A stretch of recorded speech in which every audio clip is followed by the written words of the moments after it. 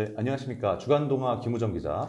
재개발 재건축 전문가 투미 부동산 컨설팅의 김지경 소장입니다. 예, 새해 들어 정부가 중요한 부동산 정책을 발표했습니다. 이른바 1십 부동산 대책인데요. 1월 10일 국토교통부 등 관계부처 합동으로 국민 주거 안정을 위한 주택 공급 확대 및 건설 경기 보완 방안이라는 이름으로 일련의 정책들을 내놓았습니다. 자, 오늘은 김 소장님과 함께 이번 부동산 대책을 심층 분석해보는 시간 가져보겠습니다. 네, 이번에 발표된 대책들을 보게 되면 상당히 방대한 내용을 담고 있습니다. 여기 인쇄해서 갖고 온 자료를 보면 수십 페이지에 이를 정도로 양이 상당히 많은데요. 그 중에서도 한마디로 요약한다면 재건축, 재개발, 규제 완화 정도로 표현할 수 있을 것 같습니다. 소장님께서 좀 핵심 내용을 짚어주시면 좋을 것 같습니다. 네, 사실 정비사업 외로도 다양한 사항들이 내포되어 있긴 한데 아무래도 제가 정비사업 전문가다 보니까 재개발 재건축을 중점적으로 한번 설명해 보도록 하겠습니다. 정비사업에서 많은 사람들이 주목하는 키워드는 크게 두 가지를 꼽을 수 있습니다. 우선 첫 번째로는 재건축 안전진단 시점을 뒤로 미루는 사항이 하나가 있고요. 두 번째로는 재개발 같은 경우는 노후도에 대한 기준을 대폭 완화하는 사항이 있습니다. 네, 지금 이렇게 크게 짚어주셨는데요. 말씀하신 것처럼 특히 시장에서 주목하는 어떤 포인트는 소위 30년 된 아파트는 안전진단 없이도 재건축을 일단 가능하겠다 이런 내용으로 이해가 되는 것 같습니다. 사실 저희 투벤더스 스페셜에도 몇 차례 다룬 적이 있는데요. 이 도대체 기존의 정비 사업에서 안전진단이라는 것이 얼마나 큰 난관이었습니까? 궁금하네요. 네, 애초에 안전진단이라고 하게 되면 사실 예전 같은 경우는 그렇게 허들이 높지가 않았었습니다. 통과를 금방금방 할 수가 있었었는데 아무래도 이제 전 정권 같은 경우는 재개발 재건축을 전반적으로 억제를 하지 않았습니까? 그렇다 보니까 등장했었던 문제점 중 하나가 대표적으로 2018년도에 안전진단에 대한 가중치를 갖다가 한 차례 바꾸게 되고 또 문제 요건을 하나 더 추가하게 됩니다. 바로 안전진단 적정성 검토에 대한 부분, 도시정비법 13조가 그전에는 사실 이렇게까지 철저하지 않았었는데 사실상 일명 2차 안전진단이라는 것을 도입을 하게 되었었는데요. 근데 이런 2차 안전진단이 통과된 이후로 사실 실질적으로 정비사업들을 보았었을 때 재건축들이 안전진단 1차도 통과되기 어렵긴 했었지만 설령 통과가 된다 하더라도 2차에서 줄줄이 떨어졌었던 기억들을 하실 겁니다. 이런 사항들을 갖다가 사실 2022년도 12월 달에 재건축 안전진단 합리화 방안이 발표되면서 이 가중치에 대한 부분들을 대폭 완화하였고 특히 2차 안전진단 같은 경우는 이제 지자체장의 선택사항으로 갖다가 바꾸게 되면서 지금 현재 수많은 재건축 추진 지역들을 살펴보게 되면 1차 안전진단, 정확하게는 정밀 안전진단만 통과되게 되면 2차 안전진단이라 부르던 적정성 검토를 생략하는 케이스들이 많이 나오고 있었습니다. 하지만 사실 이 안전진단이라는 것이 지금 시점에서는 그냥 유명무실해졌다라는 표현들도 많이 하지 않습니까? 그럼에도 불구하고 이번 대책이 그럼 뭐가 유의미하냐라는 반문을 하실 수도 있을 것 같아요. 근데 사실 실질적으로 안전진단에 대한 절차들을 좀 더 디테일하게 살펴보면 좋을 것 같은데요. 우선 안전진단이라고 했었을 때 일단 가장 첫 번째로는 일단 연차가 충족이 된 다음에 재건축 같은 경우는 30년이 넘어간 다음에 예비안전진단을 신청하게 되고요. 예비안전진단이 통과가 되게 되면 정밀안전진단을 받게 됩니다. 이 정밀안전진단이 통과된 다음에 2차 안전진단이라고 불렸었던 적정성 검토를 받게 되고 그 다음에 정비계획 수립, 그 다음에 조합 설립 추진을 하면서 이제 추진위원회 승인 신청부터 해서 추진위원회 설립, 조합 설립 인가 이런 조합 설립 인가 전까지만 하더라도 정말 많은 단계들이 있었는데 이게 어떤 식으로 바뀌도록 하였냐? 정부 안대로 이제 개정이 된다라고 가정 시 기본적으로 원래는 앞서 말한 프로세스들대로 움직여야 됐었는데 이제 지금 안전진단 신청을 하기 전부터도 일단은 추진위원회 승인 신청부터 시작해서 조합설립 인가를 병행 추진할 수 있도록 바뀌겠다라는 게 가장 핵심적인 사항입니다. 이게 정부 안을 보다 보면 한 3년의 단축 효과가 있다고 하는데 사실 그동안 정부 안들 보다 보면 솔직히 3년 단축 효과가 있어요 라고 해도 실질적으로 보다 보면 3년 효과 안 되고 그런 경우도 많은데 이번에는 오히려 3년이 넘어서 전 실질적으로 5년에서 6년 단축 효과가 있다고 봅니다. 그러면 그게 얼마나 의미가 있는지를 한번 다시 생각해 보면 앞서 말한 프로세스를 다시 한번 짚어보면 좋을 것 같습니다. 일단은 30년이 됐어요.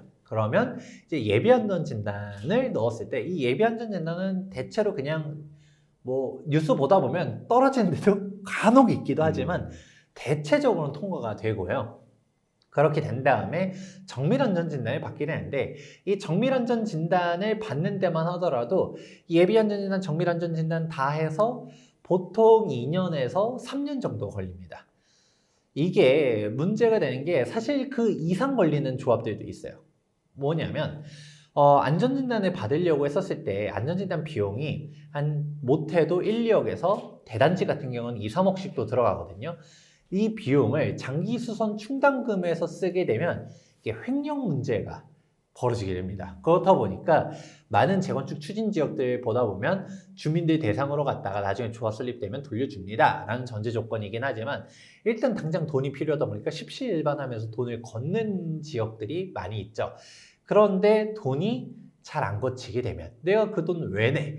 라고 하면서 움직이는 조합들은 일단 이 돈 걷는 데만 하더라도 한 세월입니다.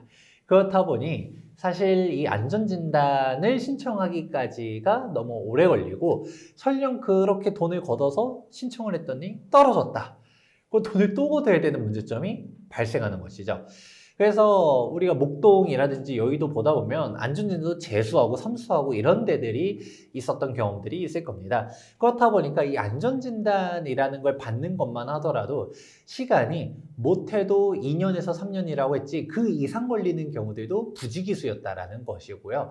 근데 문제는 이렇게 안전진단이 통과된다 하더라도 그 다음에 우리가 이제 2차 정밀안전진단은 사실상 뭐 적정 검토는 이제 안 받는 게 일반적이 됐다 보니까 이거는 생략한다 하더라도 정비계획 수립을 그때 합니다. 이제 또 문제가 발생하는 게 정비계획 수립도 정부는 1년이면 됩니다 라고 말하지만 솔직하게 말하면 1년 안에 되는 케이스를 찾는 게 더 빠릅니다. 1년 만에 잘 안 되고 보통 2년 정도 걸리거든요. 2년이 지나가서 정비계획이 수립되면 그제서야 추진위원회를 이제 설립하려고 동의를 걷고 그 다음에 조합 설립 동의를 걷고 이렇게 움직이는 건데 이 조합 설립까지 가는데도 정말 이 75% 동의를 걷는 게 정말 오래 걸립니다.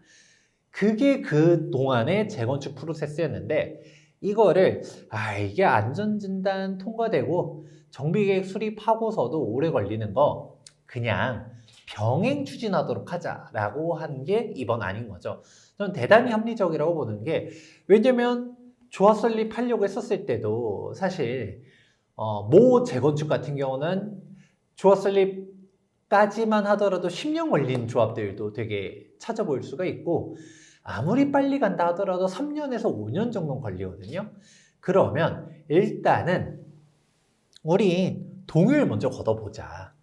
동의를 걷는 동안 안전진단도 이제 병행 추진하고 정비계획 수립도 병행 추진하다 보면 동의율 75% 모을 때까지만 하더라도 뭐 3년에서 우리 5년 정도는 기본으로 생각해야 되는데 그 기간 동안 나머지 수립사항들 갖다가 병행해서 할 수 있다 보니까 그런 문제점들을 해결할 수가 있게 되는 것이고 또 그러면 조합 설립 인가가 나게 되면 아무래도 조합에 돈이 있겠죠. 그러면 이 안전진단은 어디까지 미룰 수 있느냐라고 했을 때 사업시행 인가 받기 전까지만 해라 라고 변경이 되었거든요. 그러면 조합이 돈이 있을 때 안전진단도 신청해서 통과를 하게 되면 아무래도 훨씬 이제 그런 돈 문제에 대해서도 자유롭다 보니까 시간 단축 효과가 정말 크다라고 보고 있습니다. 이어서 재개발 같은 경우를 살펴보면 이번 발표의 핵심 결국 노후도 요건을 완화해주겠다 이렇게 좀 이해가 되는데요. 이 점은 좀 어떻게 보십니까? 네, 재개발 같은 경우는 이제 그 종전에는 노후 동수 3분의 2 이상이 핵심이었습니다. 이 노후도 같은 경우는 즉 우리가 3분의 2라고 하면 66%를 말하게 되는데 해당 노후도 요건을 이제 앞으로 어떤 식으로 바꾸냐 60%로 완화하겠다라고 합니다. 그러면 이것만 얼핏 들었을 때는 66%의 6%를 깎아주는 게 뭐 얼마나 대단한 거냐라고 반문하실 수도 있겠지만 실질적으로 재개발을 추진하려고 하는 이런 예정지 현장들을 살펴보게 되면 이 노후도가 1, 2%에 미달돼 가지고 이제 재개발로 못 가는 그런 요건들이 되게 많았었습니다.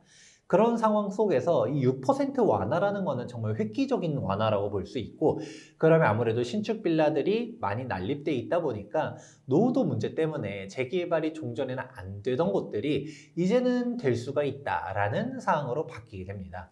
그리고 또 하나 주목해보면 좋을 사항 중 하나가 이런 노후도에 대한 비중이 가장 핵심적이긴 하지만, 사실 도시 및 주거환경 정비법을 보게 되면 노후도에 대한 부분들, 그리고 면적이 1만 제곱미터라는 거는 필수 사항이지만 선택 사항들도 있습니다. 대표적으로 이제 노후도에 대한 부분이 또 하나 있고요. 이런 거는 이제 연면적 기준에 대한 사항들도 있고, 그 다음에 과소필지, 호수밀도, 접돌 요건, 이렇게 대표적인 게 네 가지가 있는데, 이 네 가지 중에서 선택사항으로 하나 맞추면 되는 게 있었습니다.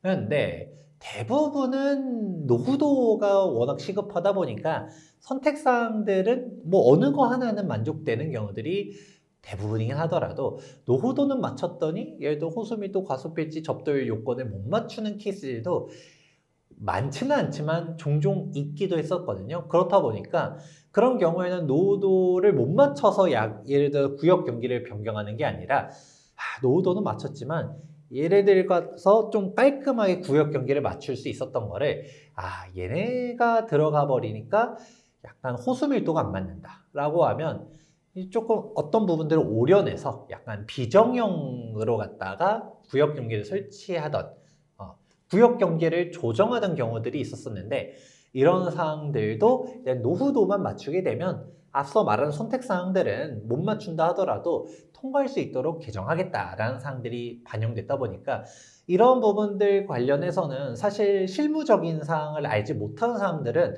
이런 쟁점이 있는지도 모르는 사람들이 태반이거든요.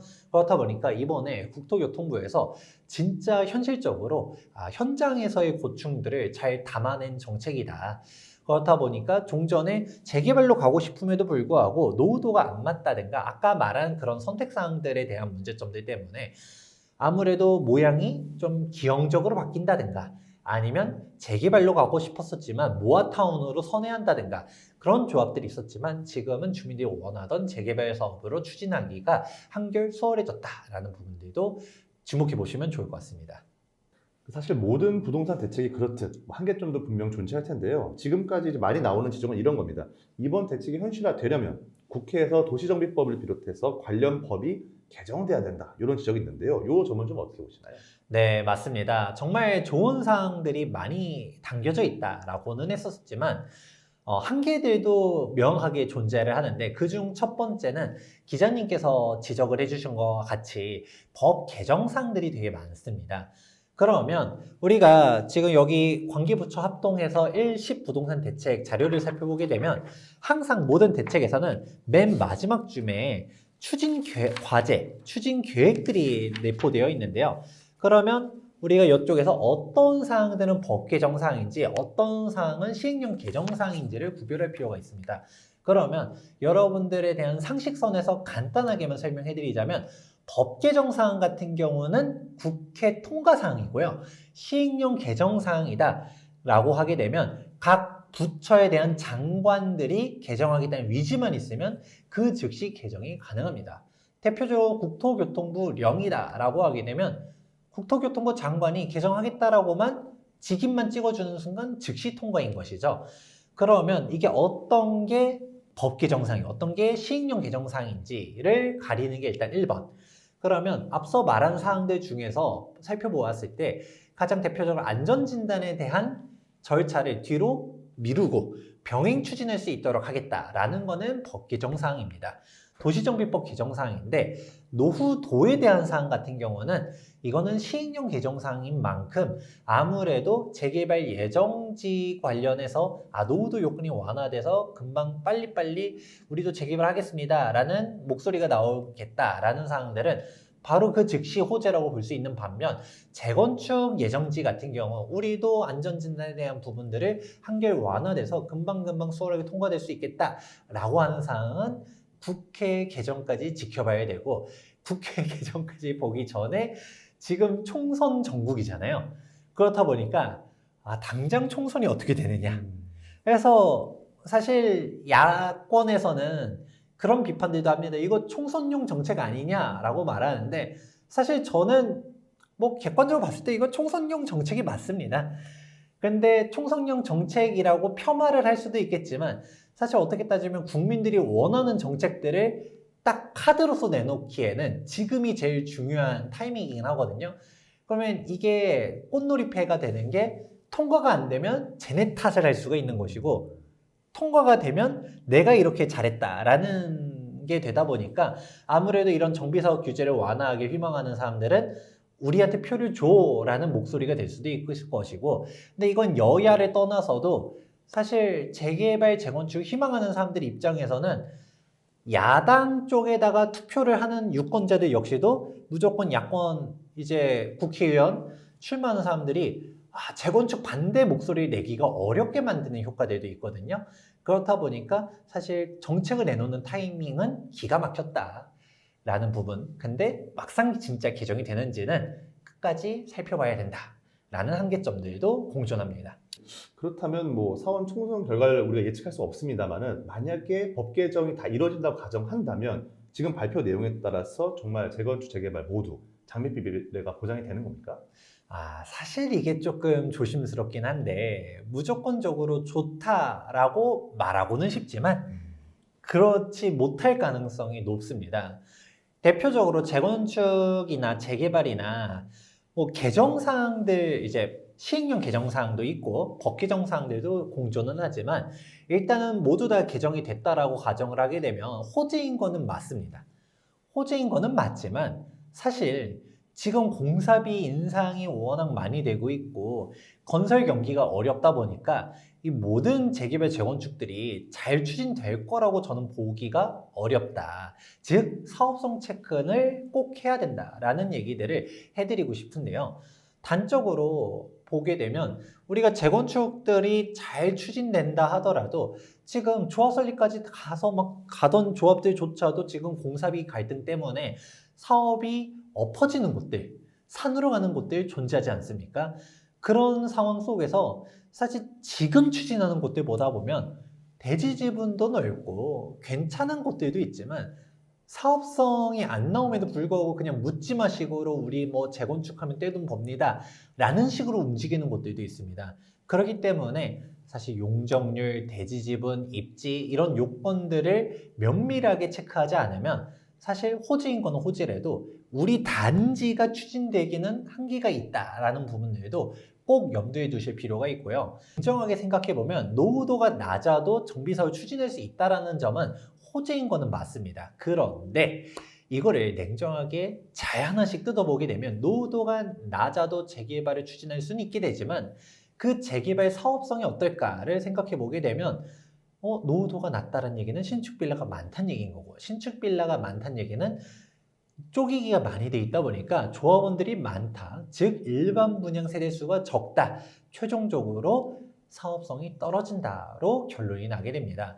그러면 멀쩡한 재개발 지역들도 살펴보게 되면 지금 현재 분담금들, 조합원들이 분담을 얼마를 납부하냐를 살펴보게 되면 종전에는 한 3억 정도를 납부했었고 사업성이 나쁜 데들이 한 4억 정도, 즉 3억에서 4억이라고 보는 게 일반적이었었던 반면 지금은 4억에서 5억 선이 된 게 스탠다드. 여기서도 사업성이 더 떨어지는 곳들 같은 경우는 5억이 넘어가는 조합들도 속속 등장하고 있습니다. 그런데 이렇게 막 분담 금액들을 많이 내는 재개발 지역들에 대한 노후도를 살펴보게 되면 지금 새롭게 추진하는 곳들보다 어마어마하게 열악한 곳들이거든요. 근데 지금 쪼개기가 그렇게 많이 되어 있는 곳들은 용적률 인센티브를 정말 많이 받아가지 않는 이상은 사실 사업성에 한계가 있을 수밖에 없고 사업성이 떨어진다는 얘기들은 분담 금액들을 진짜 지금은 5억, 6억씩 부담하는 거를 감당하지 못하는 지역이라고 하게 되면 잘 추진할 수가 없을 겁니다. 그렇다 보니까 저 이번에 투벤져스 이제 연말 특집에서도 한번 집대성 하지 않았습니까? 네. 그때 제가 강조해 드렸었던 게 세 가지를 얘기했었어요. 첫 번째, 사업성. 두 번째, 입지. 세 번째, 입지랑 사업성 다 떨어져도 분담금 납부할 만한 능력이 있다라고 하면 가게 되는데 이 셋 중 하나도 만족하지 못한다라고 하면 그 지역의 재건축, 그 지역의 재개발은 엎어질 수밖에 없다라는 얘기들을 해드렸는데, 원론적으로 이런 법 개정이라든지 시행령 개정이 호재로 작용하는 건 맞지만 근본적인 사업성 체크가 입지 체크가 안 된다라고 하게 되면 그냥 호재일 뿐이지 이게 실질적으로 정비 사업이 완공까지 갈 수 있는 지역인가는 다르기 때문에 재개발 재건축 공부를 꼼꼼하게 잘해야 된다라는 얘기를 강조해드리고 싶네요.